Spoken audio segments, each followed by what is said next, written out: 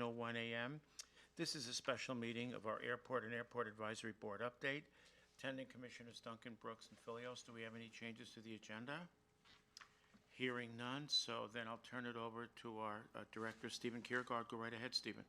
Commissioners, we had a pretty short agenda for Airport Advisory Board meeting last time. We did this because we actually had a workshop following it, and it was about grant assurances. Board seemed to really appreciate the grant assurance workshop. I'm not going to be going through that today. I'm just going to touch on it quickly and basically say I recommend reading through it, and if you have questions, please contact me. Also, if the board does want me to do that as a presentation before the board, I can do that, but I'm not planning on going through that today. Okay, so, fair enough. Just kind of touching on the projects and list and things like that.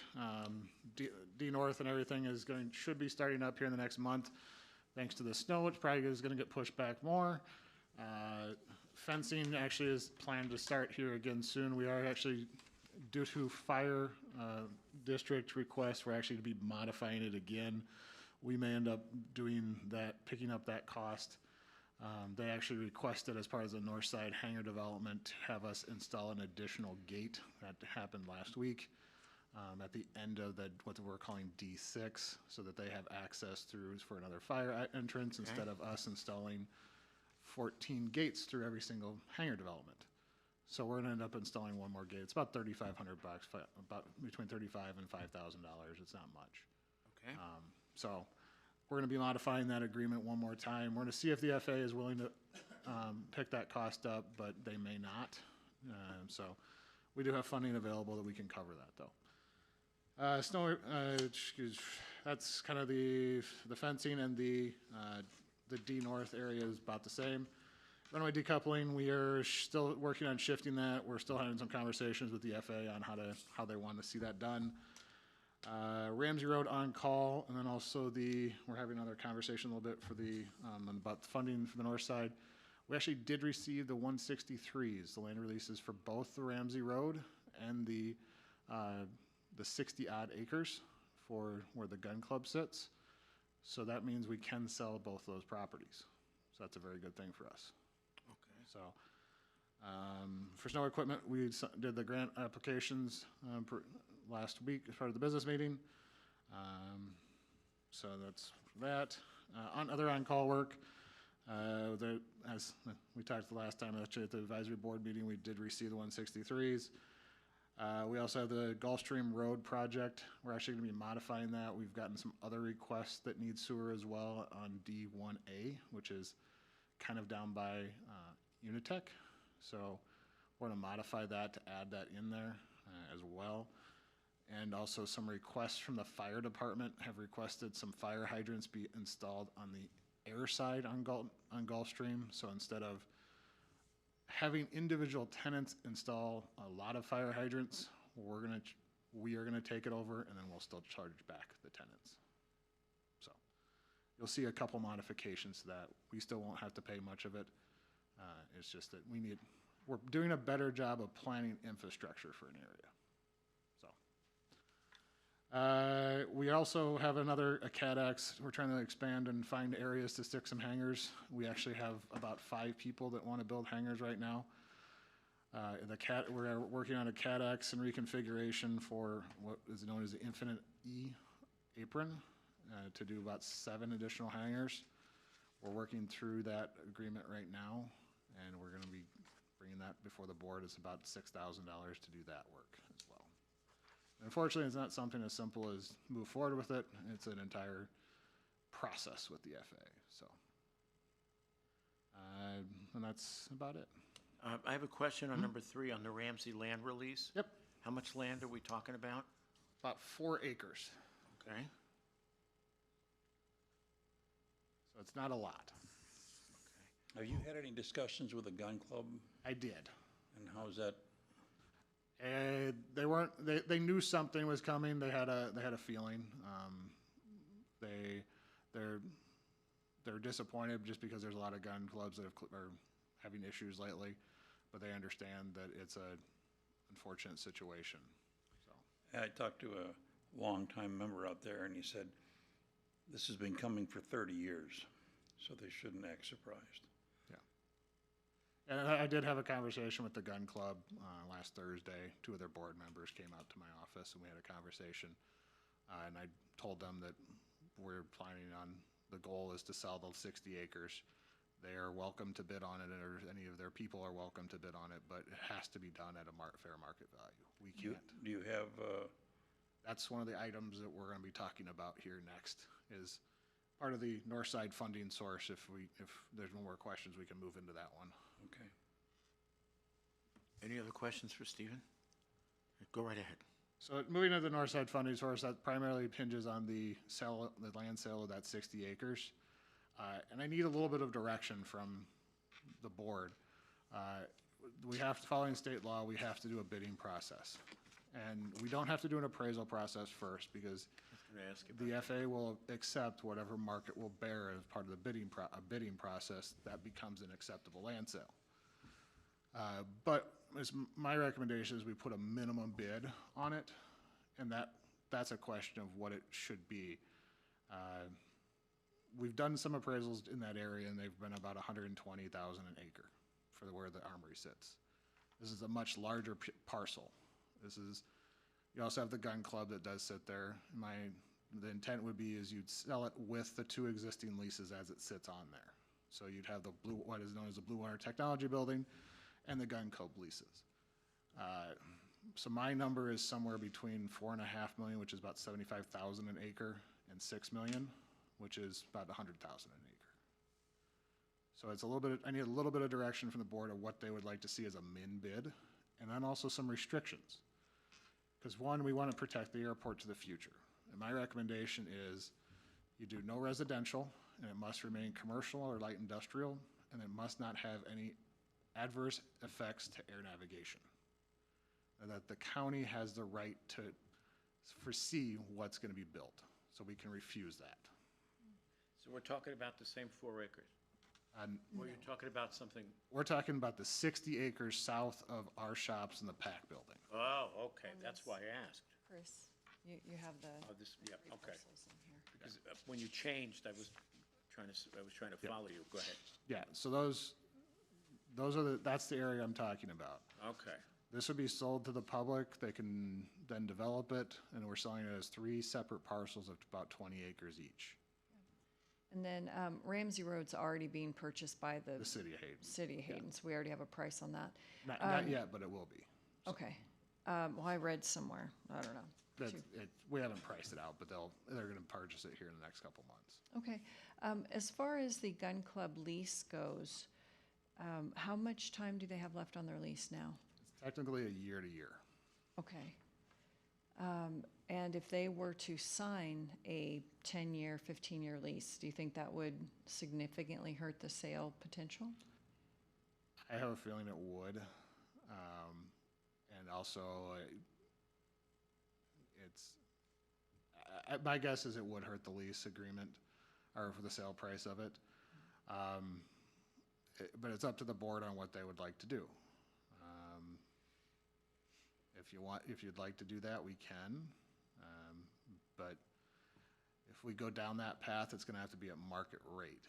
Because right. and the problem is, if you look at what market rate is, that's a huge number. And what would your estimate of market rate be? If you look at the area they lease, that they should lease, which is about 30 acres at 50 cents a square foot, you're hundreds of thousands of dollars, if not Annually. annually. Okay, so let's go back. When you talk about, when you cited the values that you did and the price per acre, how big were those lots?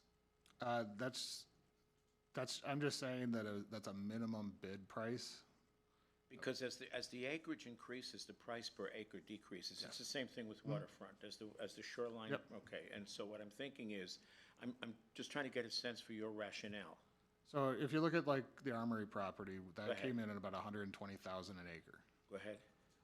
That's why me saying the 4.5 million for the entire 60 acres, that's a $50,000 reduction in price, Okay. which is not that, to me, that seems pretty significant. But seems to me it's a decent starting point of a minimum bid. Thoughts? Well, definitely having a minimum, definitely having deed restrictions, those are just no, Yeah, I'm fine with that. we have to You know, for lack of any additional knowledge, if you want to go with the 75,000, I'm fine. I mean, we can always modify that. You can always go out for bid, and if you don't get any bids, go from there. Yeah. And if we don't receive any bids that we find acceptable, we can reject it and then sell it as a normal process. That's true. Yep. Bill? No, I've said what I need to say. I think it's a real tragedy that they stand a pretty good chance of losing this property. And as I told the gun club, I want us to get out of managing property that is outside of our typical what we do. Because we're not, let's face it, we run airports, that's what we do. That's what we manage. We don't need to be managing a property that a gun club sits on. We don't need to be managing what county departments sit on. That's not what we do. So that's why I want us to get out of that business. Well, when I talked to them, members of the board, what they said was, well, can't the county just make us a deal on that? And I said, well, no, not really. And I said, how would you feel if it were the Coeur d'Alene Swimming and Diving Club and the county board of commissioners decided to give it over to those people?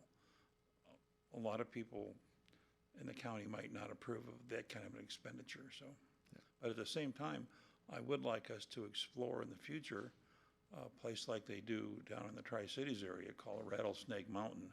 They have a fully functional gun club owned and run by the county. But right now is not the time for that.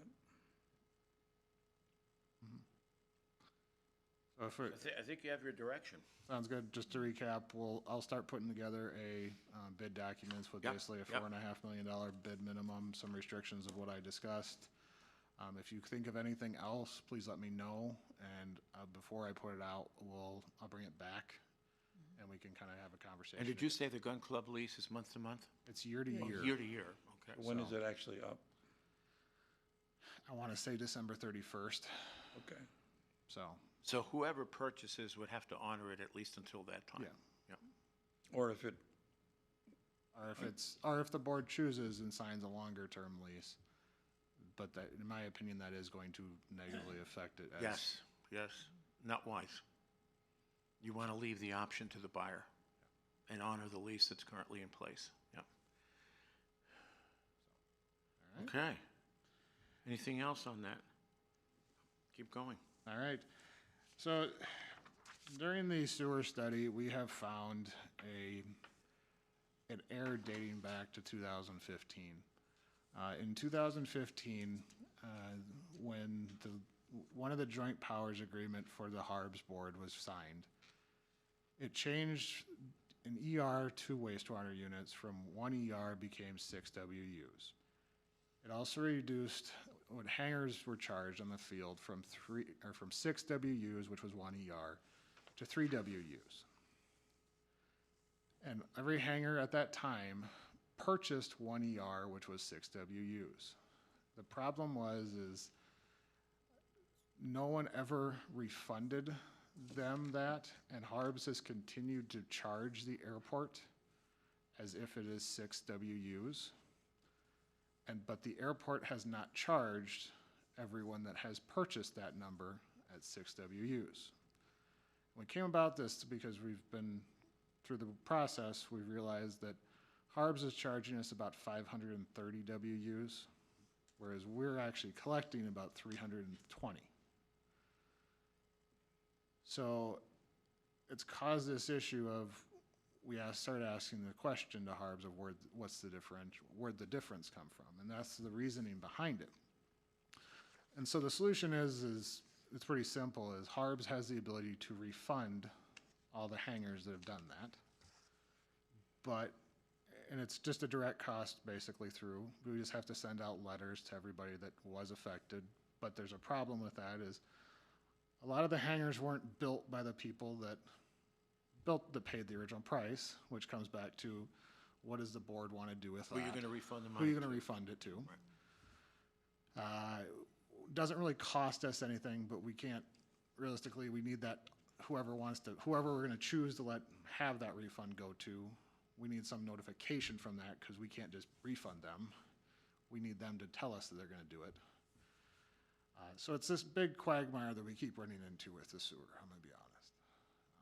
So I need some direction and an action item, in my opinion, of, my idea is to send a letter out to all the current owners of the hangars that were dating from the 2015 timeline to state that you are eligible for a refund of 3 WUs. And at the time, it's the price at the time of purchase, not today's value. And that you have to we'll send back a letter that says that you want a refund, that check this box or no, yes or no, and they sign and date it, and then send it back to us. And then we'll notify Harbs that we want to have, this person wants a refund, and then that's how we go about it. That's the only thing I can think of, because in my opinion, as soon as it's sold, that hangar's sold, then all that rights go to that person that bought it. But Okay, so you're going back to the leasee of record that is as of of now. 2015? No, we're going as of today. I don't think we can go back to I think we go to as it exists today. I don't think we can go Oh, I back. see what you're saying. Okay, because I thought you mentioned something about 2015 earlier. That was when it changed, Oh, okay. so. But Okay. also there's been questions, this does raise out other comments that we've been overcharged. In my opinion, we also haven't been overcharging our clients, the sewer system, primarily due to the fact we've never actually charged for depreciation of our collection system as well. Right. So that's something we're going to get into next month at the advisory board meeting. We're going to be talking about sewer rates and charges, so. So let me ask you this, when you send the letter, you mentioned about giving them a choice as to whether or not they want a refund. Why give them a choice? Why don't we just assume everybody wants a refund? Because we need some sort of notification that they want that money back. Some people may not. If they don't, we're going to charge them 6 WUs and their rate doubles. So, because for what I understand from Harbs is they need something that says that they want to be refunded. Oh, I see, okay, because you're dealing with them as well. Yeah, it's not just us. It's Harbs has to be told that that's who it is, and I can't tell them that we want that money. Have you any idea what kind of money I'm just curious. No clue. No idea. No idea. Okay. But it's a pass-through cost for us. It's literally, we tell Harbs that we have this many people at this location. We pay them, we get paid back. Okay. Any thoughts, Leslie, Bill? Nope, as long as you're working closely with Harbs to work it Yeah. out. Bill? No. I don't know that there's a more equitable way to do it. And we found this, and we had a meeting with Harbs about it, and it was, okay, well, that explains a lot. So, Okay, all right. So is that it? that is it. Okay. I have comments on that. Yes, sir, go right ahead, John.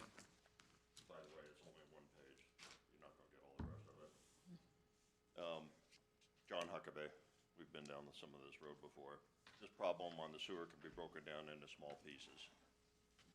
First off is, does anything the airport do on rates or waste unit assignments have anything to do with Harbs or the signed agreement with Harbs?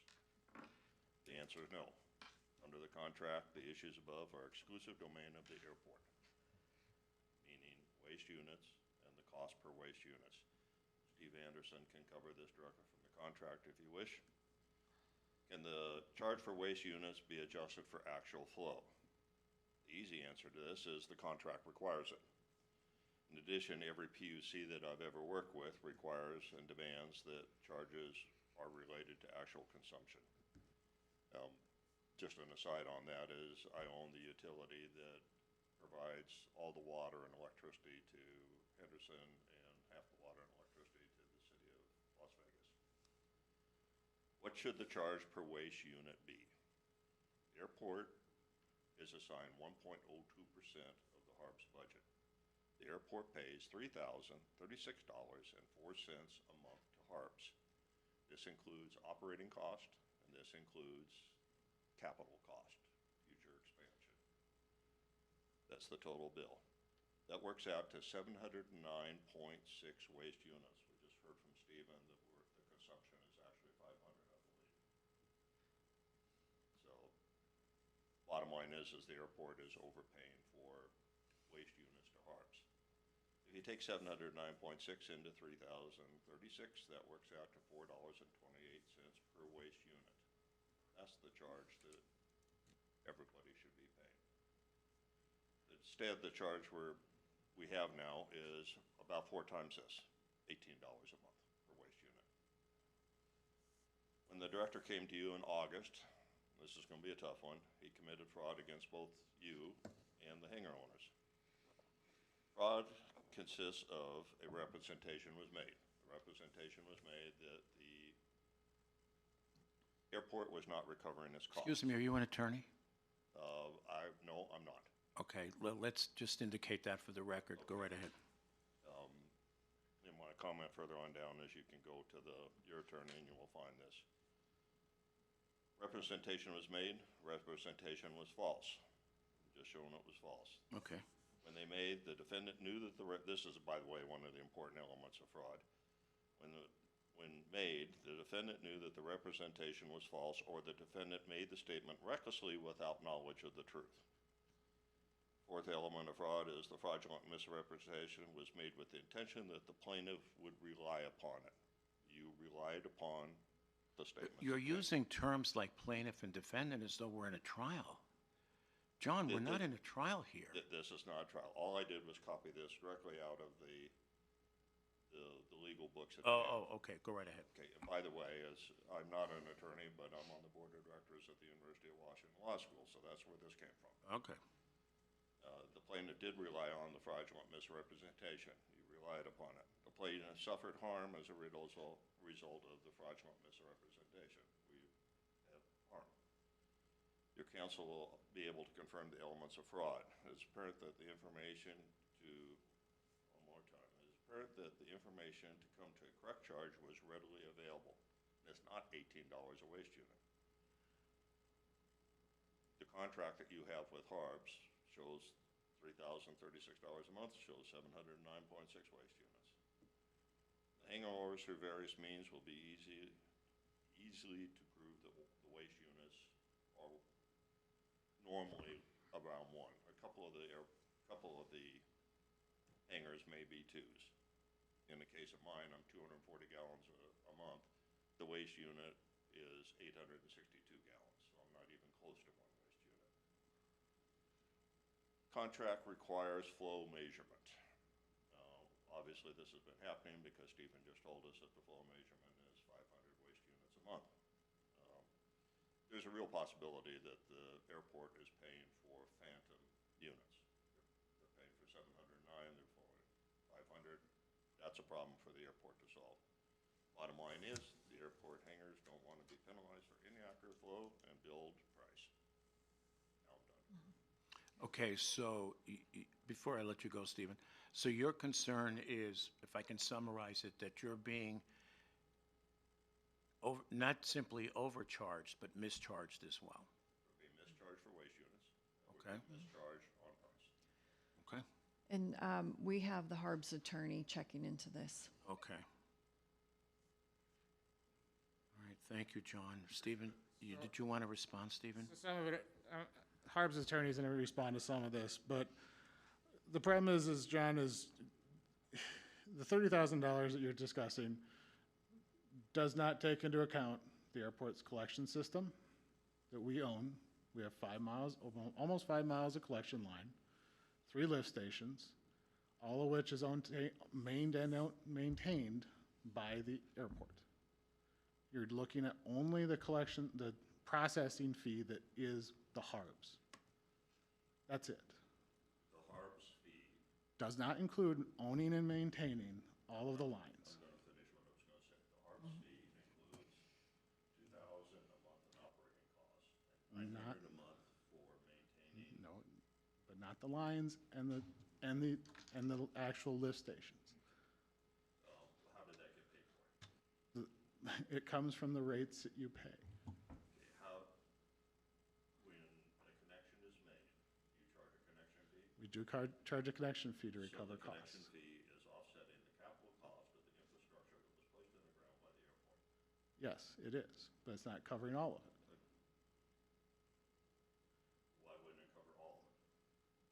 John, think of we have about 70 users on the field. You say that you install lines and utilities and things like that. So we have 70 users. Think of how much that would actually cost if we actually charge somebody what it would cost to tie into our system. Well, I mean, we do. I mean, I just replaced $700 million worth of power lines and it went directly into the charge. Then no one could connect to our system because no one would want to. I mean, if you look at our rates, look at our capital, look at what it costs to replace our line. Realistically, Airport Road is gonna need to be replaced here soon. We're probably looking at about $2 million plus. Okay, the capital cost is gonna be paid by the connection fee. The maintenance is what you're saying, that you need a separate fee to cover 5 miles of one lift station. And we've never actually done that. We've never charged enough to do that. The bottom line is that you're trying to tell me that the difference between $18 and $4.28 is the maintenance of the pipeline and the lift station. So also, your 700 connection is what we have the right to go up to. It's not what we're being charged at Harbs. The number we're actually being charged is about 500 by Harbs. So that's what we own and that's our capacity we have, You're paying for 1.02% of. which is about 500, 1.02% is 700. which is about 500. It's a calculable number. Not It's a- much. It's a 60 million gallon per month plant. There's 862 gallons in a waste unit. Whatever Harbs calculates it as, yes. So, Mr. Huckabee, I'm going to work on just a simple sheet that shows the connections, how much we can do, how much O&M costs, how much capital, and that kind of thing. I'm going to get that put together probably in the next week or two, along with Harbs, the attorney, talking to us about minimum charges and things like that allowed by the JPA. So it's just outlined a little bit better so everybody can understand it. Bill, you need to review that before it goes out. Okay? Okay, thank you. Well, we're in public comment. Anyone else? Thank you. My name is Steve Anderson, for the record, and I made a presentation before the Harbs Board, including Leslie, this last week, talking about rates, and rates can be a pretty complex issue. I spent a fair portion of my career doing rates and resources and submitting to the PUC. So every piece of additional information that we get plays into what rates should be. But the fact is that right now, there's a lot of the hangar owners that are connected to the sewer system feel as though they're being overcharged. Now, that may or may not be when it actually comes down to, calculating the rates. But these are some facts that I didn't present to the Harbs Board because I didn't know I was going to be talking to a board meeting. But I think they would be helpful in as we go forward in trying to have all the parties be at least not frustrated with the process. So the county is one of 3 members of the Hayden Area Sewer Board. I think you'll agree with that. The Sewer Board is the one that allocates capacity and costs to the members. So that 500 wastewater units that Stephen's talking about that's been allocated to the airport, or actually to Kootenai County. It's not allocated to the airport, it's to Kootenai County, and the Kootenai County then gives Stephen the authority to work with that. So that allocation comes from the 3-member board at Harbs. They get together and they say how much is going to Hayden, City of Hayden, how much is going to the Hayden Sewer District, and how much is going to Kootenai County. That's a fact, and we understand that. And they also allocate costs that way. So the $3,066 a month that has been come up with, that's when the audited numbers that, when the sewer board puts together their budget for the next year, that's what it calculates out at 1.02%, which is arrived at, I guess, by consensus of the board. The members then, you are going to be responsible for paying the costs allocated to them by the board. So that much I believe is not at issue. What is at issue is the sewer board then does not have the right to reach into Kootenai County, the city of Hayden, or the Hayden Sewer Board, or the sewer district, and tell them how they're going to charge their customers for the, and to retrieve the cost of what has to be paid to Harbs. So I think the Harbs attorney believes that you're bound to charge 3 wastewater units for a non-residential service. I don't read it that way, and I've got additional documentation because I was trying to do this on the fly, but I pointed to language in the current contract that says, and I'd like to just read this to you. I'm willing to hand this out as well. It says, and this is under the service charges that are the service charges section of the agreement. The board shall be responsible for assessing and collecting from each member a fee for the operation and maintenance of the facility. The O&M fee shall be collected from the member, who shall collect for the O&M fee based on its own fee structure from the member's active users. So the members have the right to set their own fee structure for the users that they've got. And that's no different than what Kootenai Electric or Avista would do with their rates. If they're buying from Bonneville Power, that's a wholesale purchase, but then they get to look at the different customer classes that they have and say, okay, we got a residential, we got a commercial, we got an industrial, and they all use power in a different way. It's no different out at the airport we've got commercial tenants out there. I think you've got industrial tenants, and then you've got a bunch of hangar users that go in and use the bathroom on the weekend once in a while. So we're saying what we want is to try to establish some kind of equity, and I think you have it in your authority to do that, to delegate to Stephen the right to do that, but the only way that people are going to be satisfied is to allow input from the users as well as from the provider. And that's done in a PUC setting. A contested rate case is put on, and Avista will say, you know, I want to charge I don't know, 8 cents a kilowatt hour for my power, and I want a franchise here in Idaho.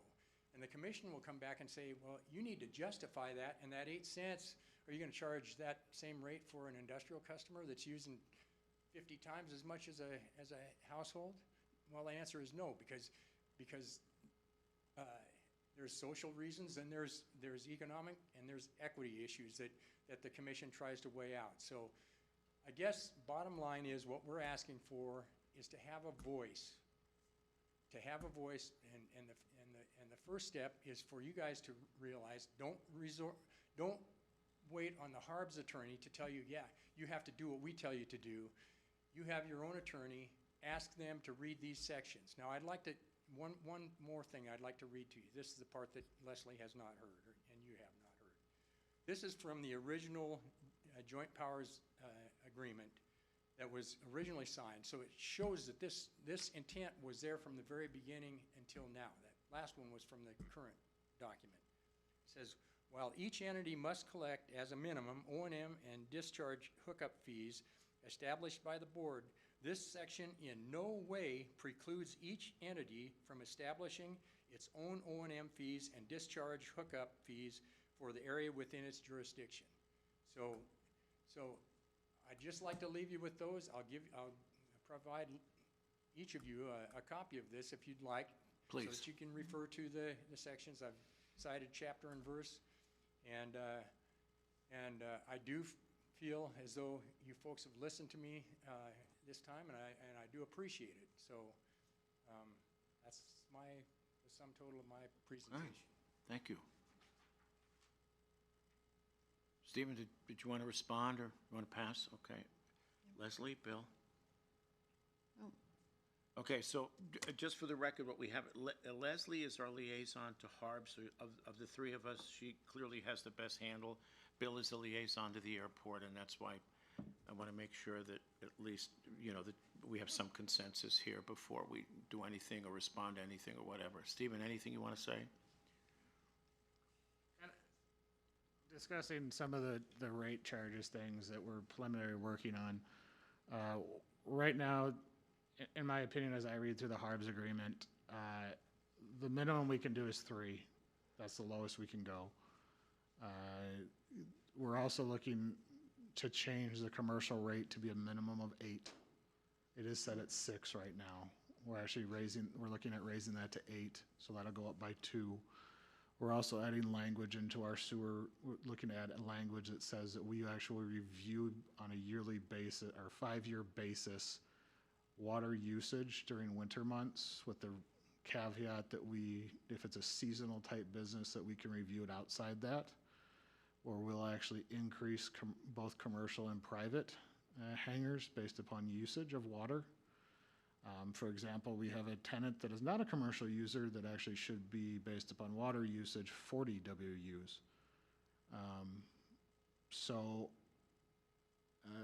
We're looking at ways that it's deferring the cost to everyone, but by realistically increasing our WU cost. But we still need to start collecting our depreciation costs, so that we have money available today for our future. Because our lines are getting old. Well, the other thing coming up too is $200,000 is Kootenai County's portion of Phase 2 at the sewer plant, so. Well, and talking with Stephanie, once Phase 2 comes online, they're talking almost $300K extra of chemical per year. Yeah. While we are only 1% of that, that is still 3,000. $3,000 extra a year.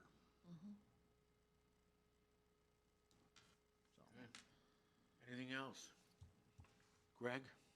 I just want to echo, is the green on or off? Green's on. Red, oh yeah, you got a different one. Green's on. Okay, green's on, great. I just want to echo that our grant assurances workshop, I think it was very beneficial to the board. Also, we had some people attend via Zoom, and I want to thank Stephen for putting that on. Next month is our fee review, so I'm sure that's going to be a busy meeting. Going forward, I'd like to poll the board on what they think about possibly a temporary summer tower. We'll see what the board decides if we want to investigate that further or put in an application. And then also down the road, maybe look at a different frequency for Coeur d'Alene, just because it's getting congested with overlap from Kellogg, St. Mary's, and Pullman, but it may not go anywhere, just a thought, something to look at.